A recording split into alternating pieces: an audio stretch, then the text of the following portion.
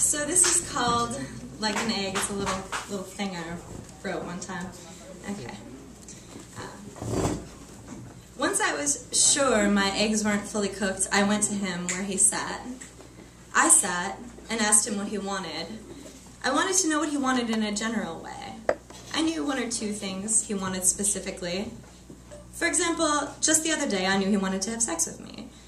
We were lying on his bed, naked, and he said, "I want to have sex with you."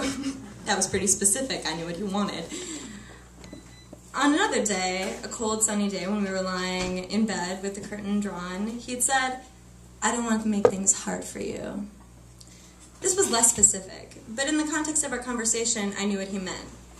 Sort of. Actually, my asking what he wanted in a general way was partially my own way of clarifying what he meant when he said he wanted to avoid making things hard for me. It could have meant any number of things, and honestly, I was worried about which thing it meant. However, given my position at the time, I hadn't felt I could ask him. My position at the time left me less than available to fulfill any number of wants he might have. I went back to my eggs to give him time to think about what he wanted.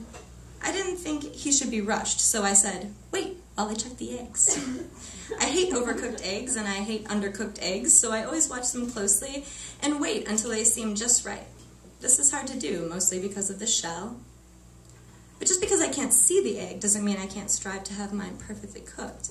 Instead of looking at the egg for some sign that it's done, I look at the water.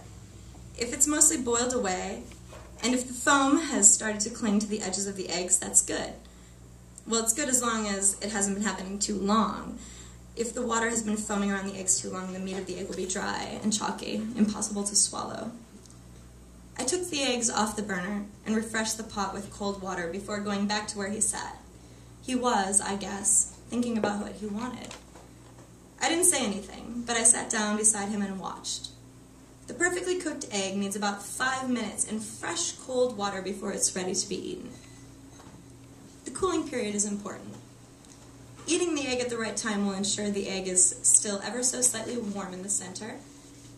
So I knew I had 5 minutes. And if you've ever watched someone pause on stage in a live performance for even just a minute, you know that watching someone sit in silence for 5 minutes is the equivalent of watching someone for an eternity. I won't do it right now, I promise.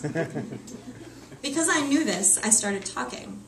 It was my intention to talk about things that weren't very interesting. I can be quite interesting or quite boring, depending on what the situation demands. My intention was to speak, saying things that were not so interesting as to demand his full attention. Him thinking about what he wanted was of the utmost importance to me. When I started talking, I noticed that he turned to watch. He turned his body just slightly, looked at me, and I could tell by the way he was looking that he wanted, in that moment, to kiss me. But I could also tell that he was no longer thinking about what he wanted. He was just wanting. This was not what I wanted. I wanted him to stop actively wanting and to think about his wanting and to explain it to me in a way that would allow me to understand what he wanted with regard to me generally. Because I was worried that I had distracted him, I stopped talking. I finished my thought abruptly and I looked at him. He looked at me. I wanted him to kiss me. But I didn't. I, at that moment, had trouble prioritizing. Realizing this and looking at him, I smiled and said, "Wait, the eggs are ready." I said this even though the eggs weren't ready. And the eggs still needed a minute or two of cooling. I went to the kitchen, I made some noise, I opened the fridge, I ran the water in the sink, I coughed. After 2 minutes, when the eggs were ready, I put them on a plate and I went back to where he sat. He looked like he was really thinking, which was exactly what I wanted, so I decided to open an egg. I gestured toward the plate, suggesting that he do the same. He didn't. Once I bit into the egg, he spoke. He spoke slowly, which made me nervous. He was being careful, selecting words. I tried to focus on my egg, but when I did, I realized the flavor was wrong, just slightly different from the flavor I'd expected. I stopped eating the egg, and I gave it a close inspection. Everything looked right.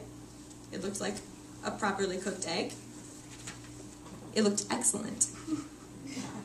And yet, I put the egg near my nose and inhaled. It smelled like an egg, but not. I wasn't sure, so I took another bite. He said, I'm in a really strange place. I chewed. I nodded.